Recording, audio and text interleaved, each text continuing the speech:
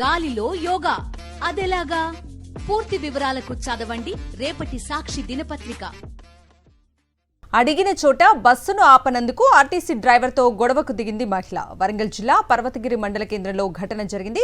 Request stop వద్ద ఆపేందుకు driver ఒప్పుకోకపోవడంతో అతనితో వాగ్వాదానికి దిగింది, దుర్భాషలాడింది. అంతేకాదు సదరు మహిళ భర్త, కుమారుడు ఆర్టీసీ డ్రైవర్పై దాడికి దిగారు. దీంతో ఒకరిపై ఒకరు కేసు పెట్టుకునేంత వరకు వెళ్లింది వ్యవహారం. యాజమాన్యం ఇచ్చిన ఆదేశాల మేరకే రెగ్యులర్ స్టాపుల వద్ద బస్సును ఆపుతున్నామని, రిక్వెస్ట్ స్టాప్ అని ప్రయాణికులు తమతో తరచూ గొడవలకు దిగుతున్నారని ఆరోపించారు ఆర్టీసీ డ్రైవర్.